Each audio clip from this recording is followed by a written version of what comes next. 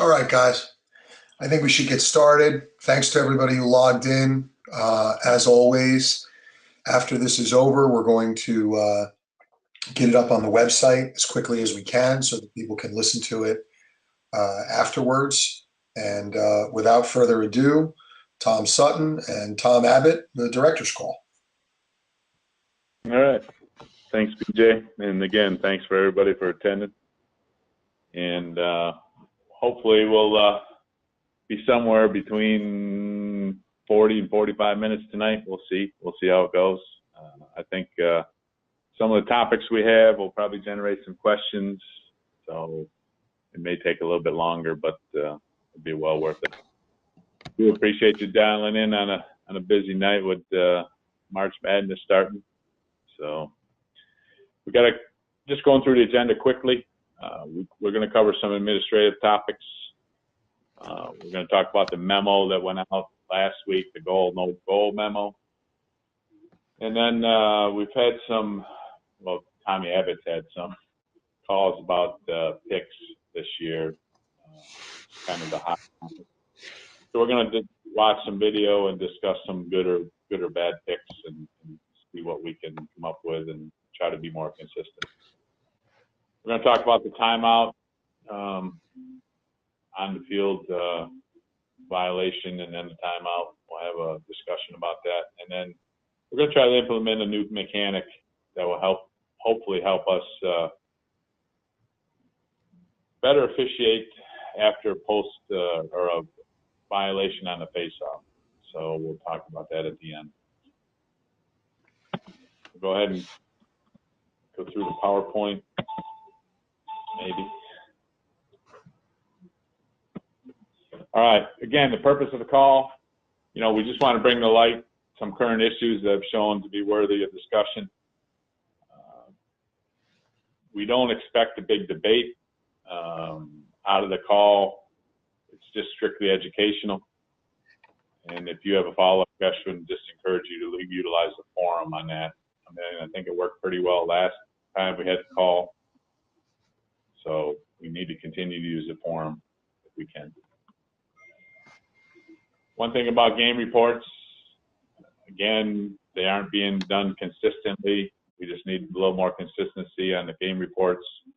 All games require game reports, MCLA and the MLAX OG games, and Division II and Division III on the NCAA side.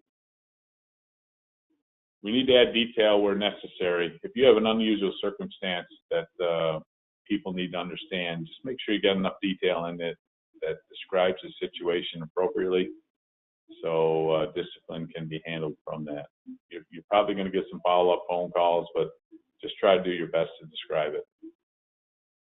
One thing we're asked to do on the game reports is rate sportsmanship. We're having a little difficulty understanding why teams are getting 4 and 5 for sportsmanship when they have either unsportsmanlike penalties or a fight. It's hard to believe that you can have a bench clearing brawl and have a 4 for sportsmanship for both teams. This doesn't make sense. So, just try to do your best on that. There's no way a team can have 5 if they have an unsportsmanlike penalty.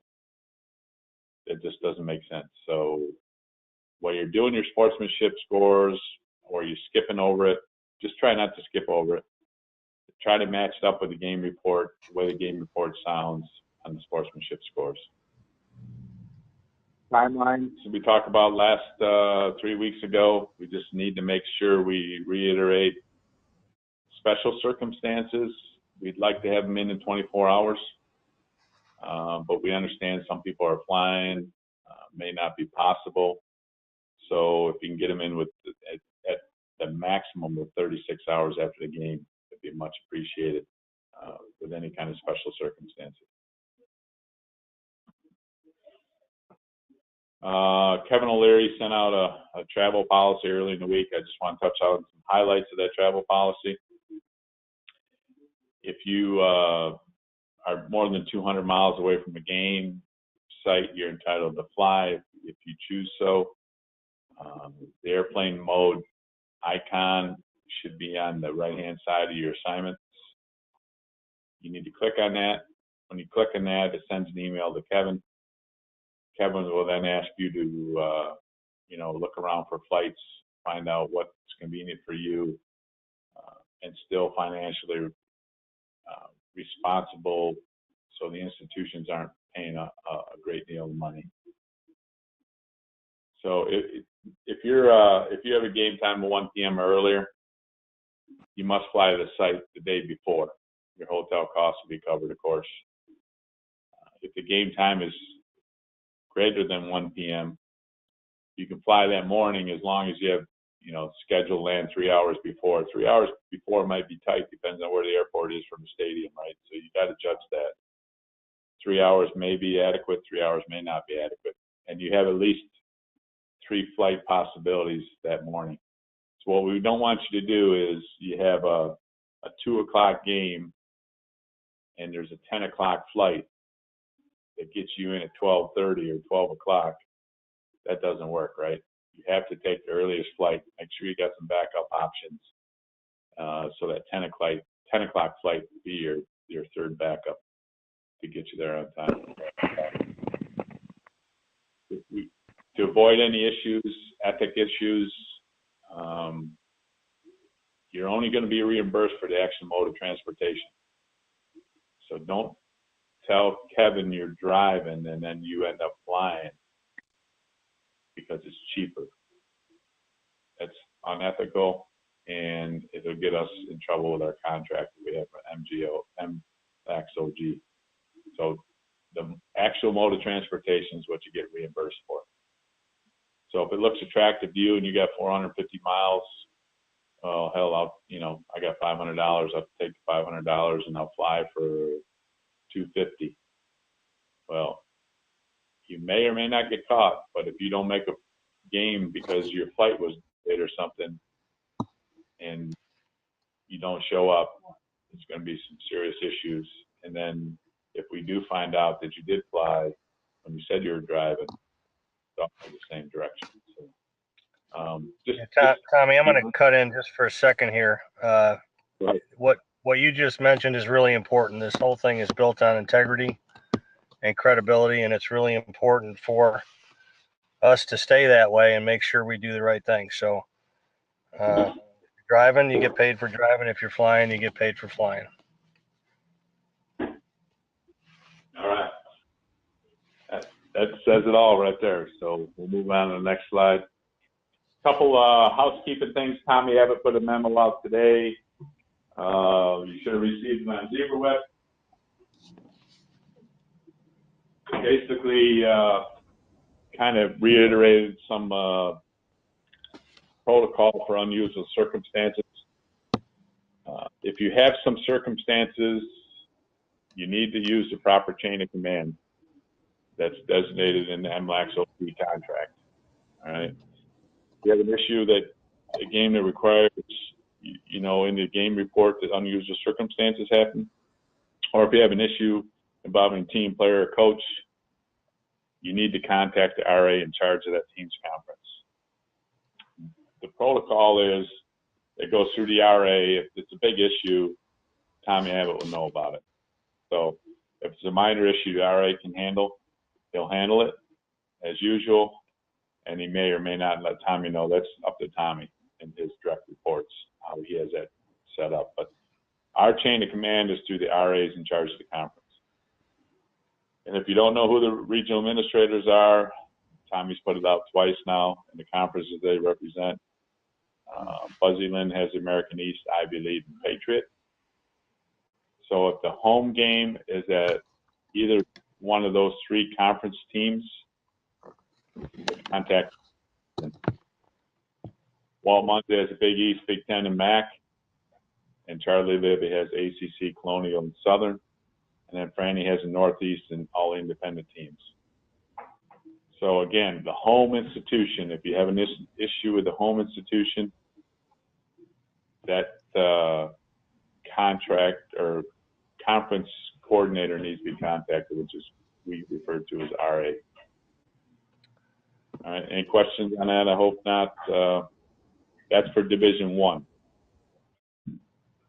What about Right. Division 2 and 3? And again, guys, again, if you, it's a Division 1 deal. We're all working through this in a brave new world. And that means if we follow that protocol, that the conference folks will be involved the same way. They're going to know who they're going to hear from. And we're just trying to double check and make sure the timing issue is really key here. You got a real bad issue, then we need to know right away.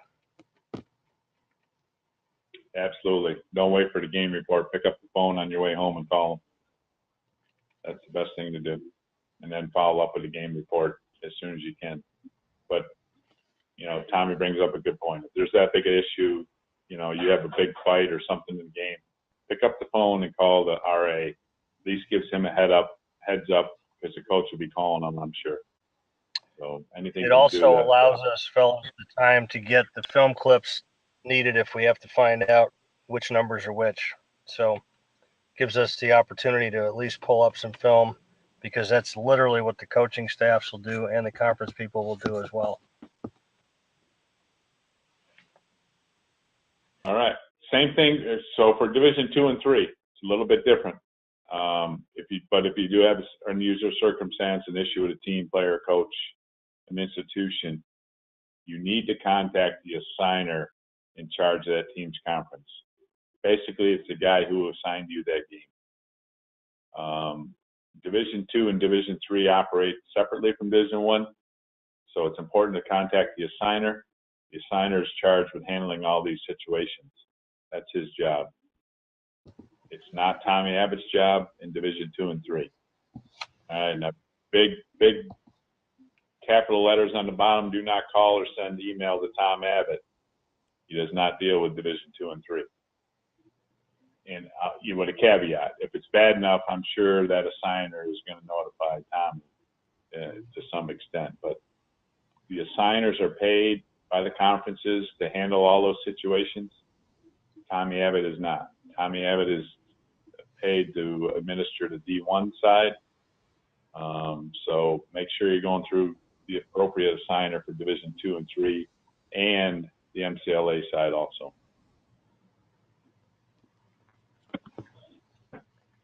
All right. Last week, I mentioned we had a goal, no goal memo come out. We put this together to help with making us a little more consistent with a difficult call. Again, we talked about in the past, it's probably the most difficult call we have to make, that crease area call. I will say the memo created a lot of great discussion. I said good discussion on this PowerPoint, but I would consider it great. It also identified that a lot of us throughout the country call it differently. And again, that's great conversation to try to build consistency. We did receive a lot of questions from the forum, on the forum.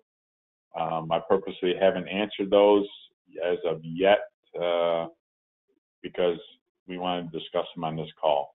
So I will either answer them tomorrow or just reference that this discussion was had on the conference call tonight. Tommy, you got anything to add on that?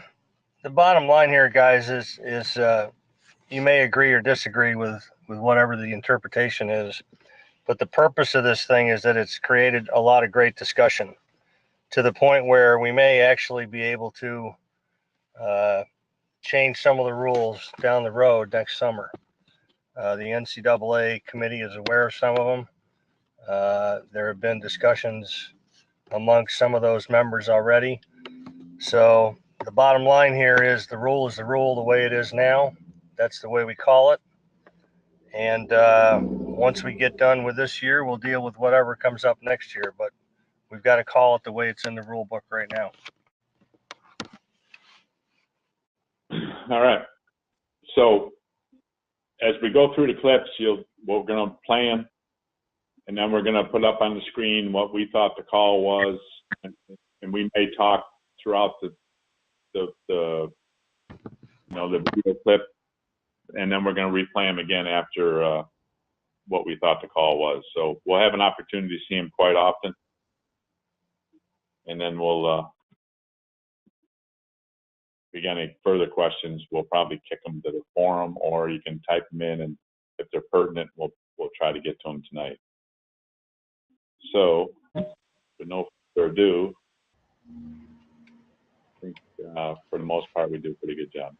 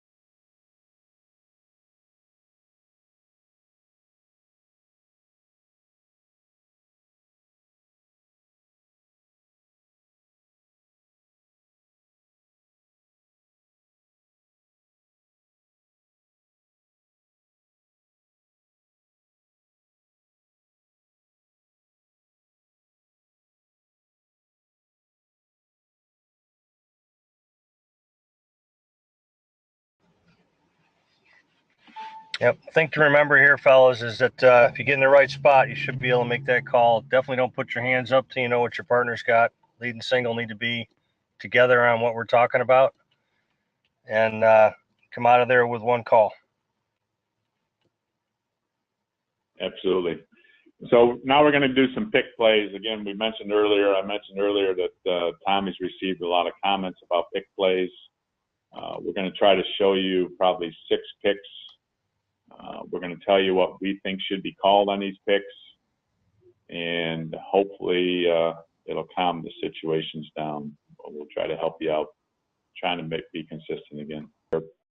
Players intentionally going through and blowing up them picks.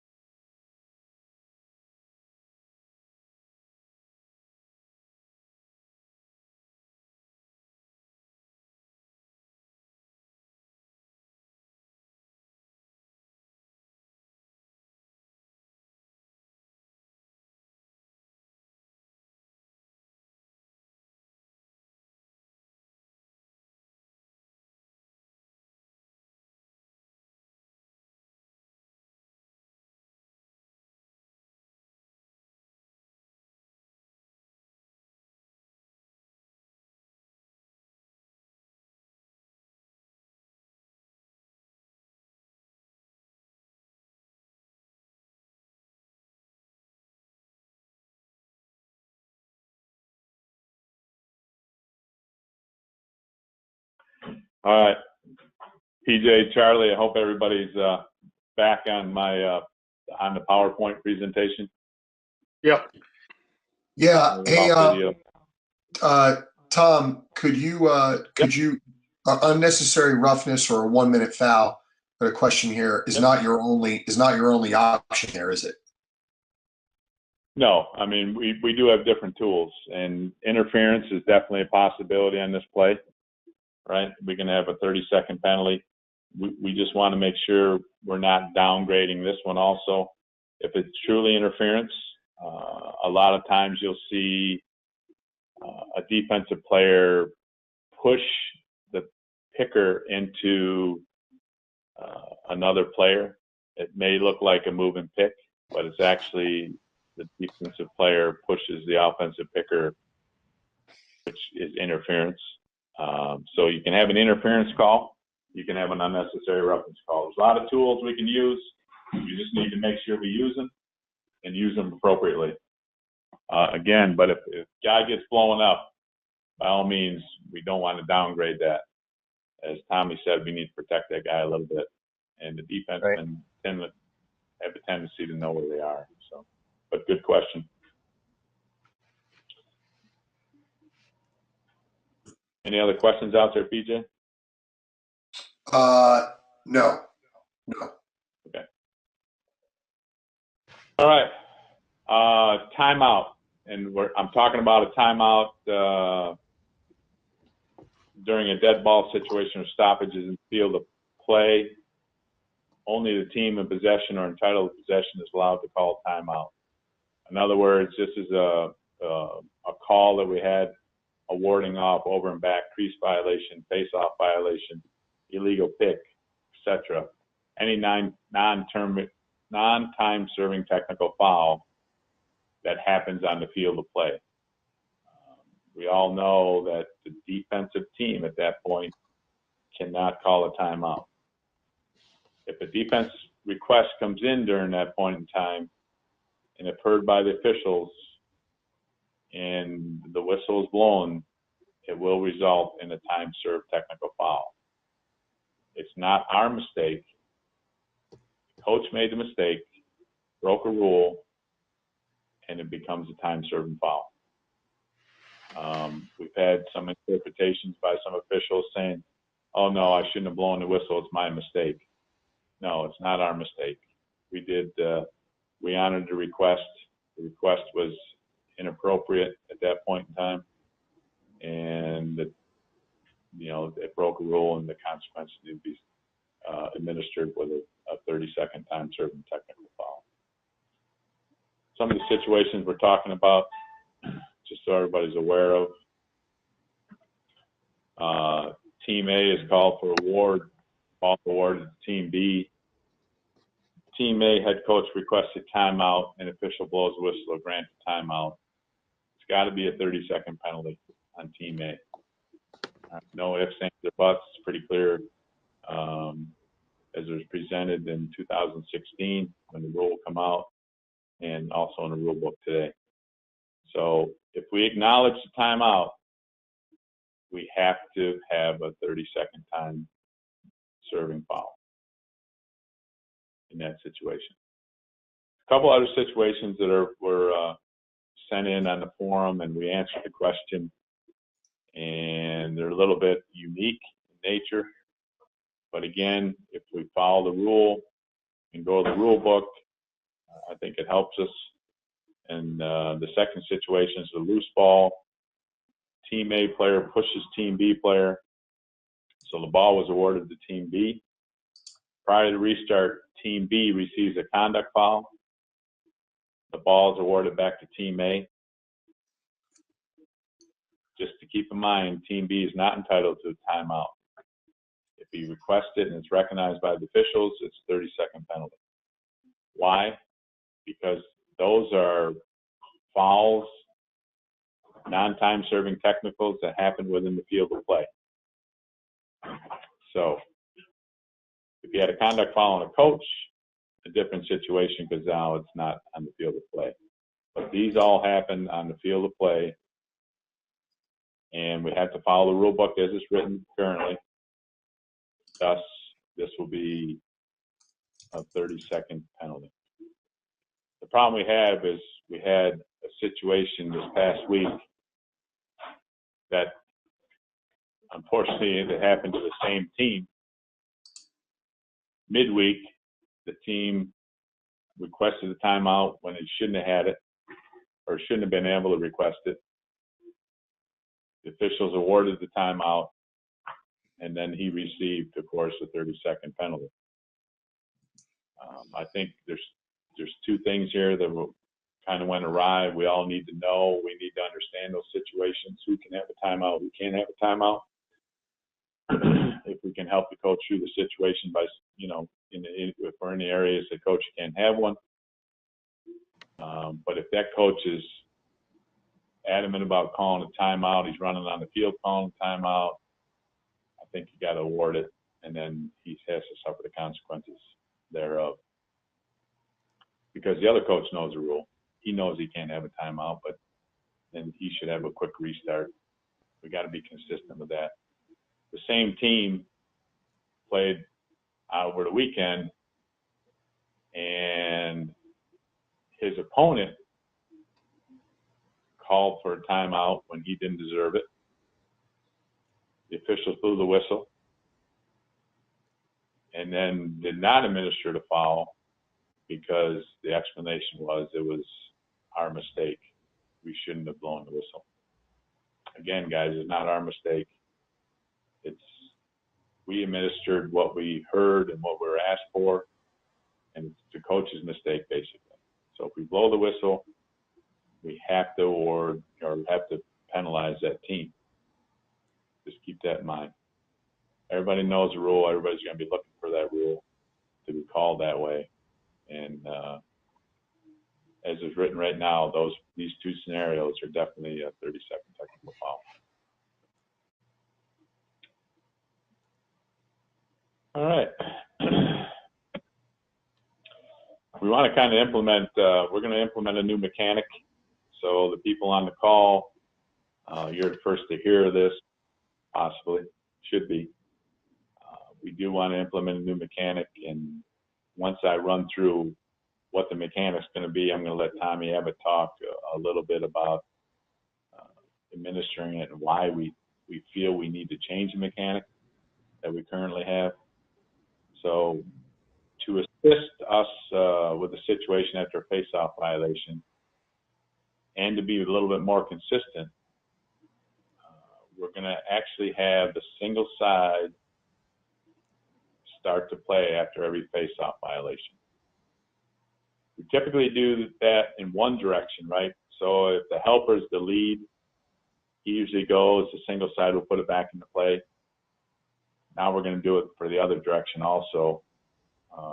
So every face-off violation will be put back in play by the single side. And everybody's saying, well, why? Why can't the trail put him back in play if the ball's going away from him? Well, the reason is we need a little help with the defensive area lines, the players exchanging, substituting in that situation. As you know, that's a tough thing to control.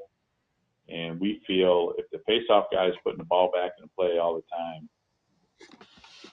the help at this point turns and officiates that defensive clearing line for any type of activity that's not allowed. In other words, player leaving too soon, players exchanging, that's all not allowed until we blow the whistle back into play. So that's going to help us. Now we have an official watching both defensive area lines. If you think about it, at the helper and the new trail was putting that ball back in play, his back is absolutely to the back, to the back. His back is to the defensive area line behind him, which nobody can watch, nobody administers, and perhaps teams are taking advantage of that. So we're trying to cut that down, and I'm going to let Tommy actually talk about situations that have been happening and how we want to administer it penalty-wise. And I think we're going to raise our awareness on possibly calling some penalties after these face-off violations when players release. Tommy?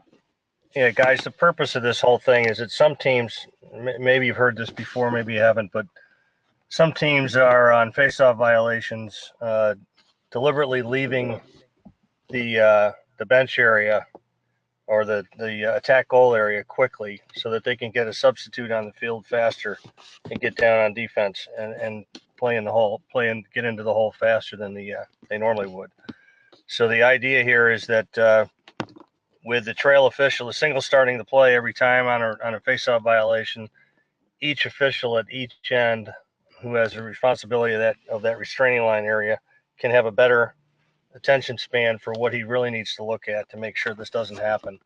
If you feel it's a deliberate attempt by the team to gain an advantage to either play defense or to play offense to get down quicker, it's a violation. It's a call. If it's a mistake where both kids are stepping out and you don't think, and you personally don't believe that it's a deliberate attempt to circumvent the rules, then get him back in the box, get him back behind the restraining line, do what you got to do, and get the restart started properly. The kicker here is the deliberate advantage that a team gains from it, and you'll be able to tell if that's the case. At least you should be able to tell.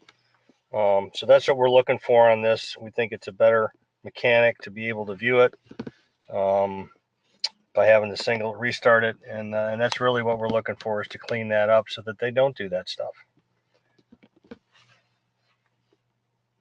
Yep. Hopefully it'll help. We do want to implement it immediately. So, any game from here on out, which I assume probably either Friday night or tomorrow night or Saturday, we should be trying to implement this and working into the rest of the games this season. Again, you guys on the call might need to carry the message. I will post a memo tomorrow so everybody gets one, but you guys got the explanation. You guys know why we're doing it. So if you could pass that on, we'd appreciate it. Tommy, real quick, I want to go back a little bit over the timeout situation. I think it's important that we take care of it in pregame. It's something we haven't talked about over the years because it's a fairly new rule, but it's something we need to talk about in pregame.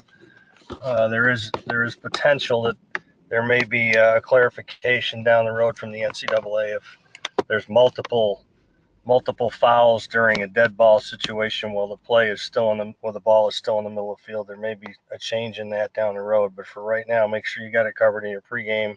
It's why I put it in the memo this morning that went out on ZebraWeb. And then another thing we've seen is, I don't know if we talked about it last conference call or not, but if a face-off player, we're talking about face-offs, might as well finish the discussion about face-off. If the face-off player comes out without tape on his stick, it is a violation. It's not a delay game. He can stay in the game and play the ball. It is a face-off violation. All right, there's been some confusion about that. I just want to make sure we're straight about that. So if a guy comes out without tape, it is a face-off violation. It's not a delay game. He can stay in the game and play defense, but it is a violation, and he award the ball to you.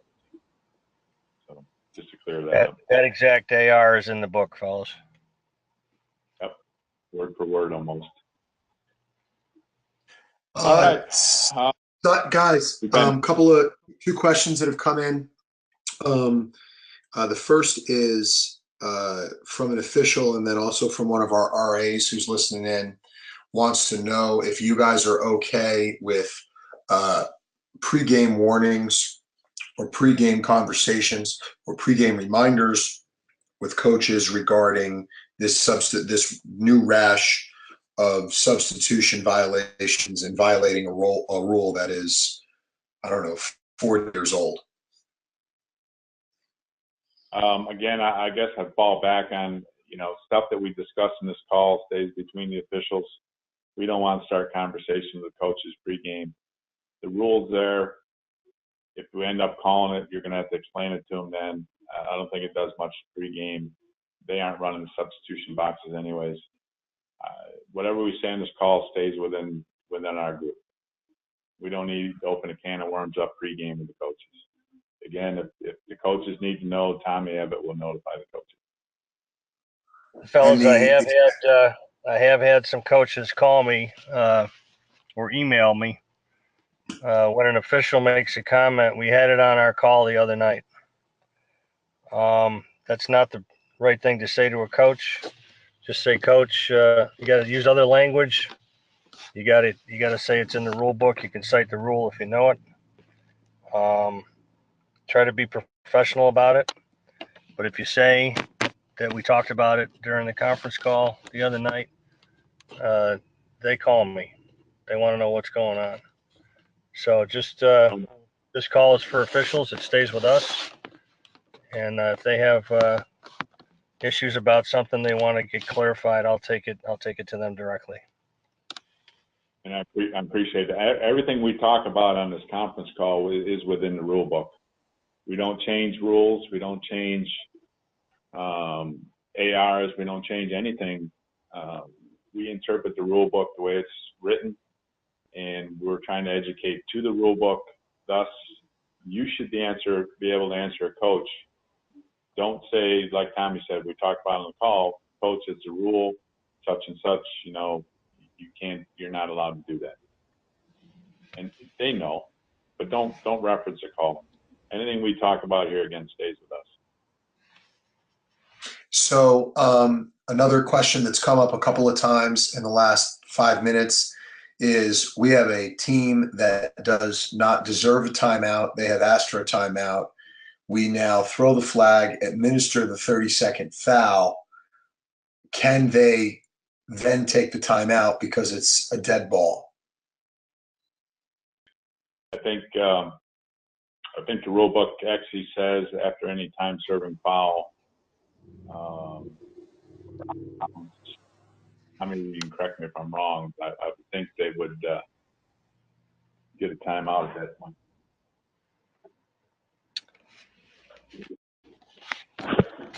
The other question that I'm hearing right now too, and I don't know if I want to bring this up or not, but I'm gonna. What happens when the shot clock malfunctions and we stop play with regards to the timeout issue? I think that might be one that I need to talk about.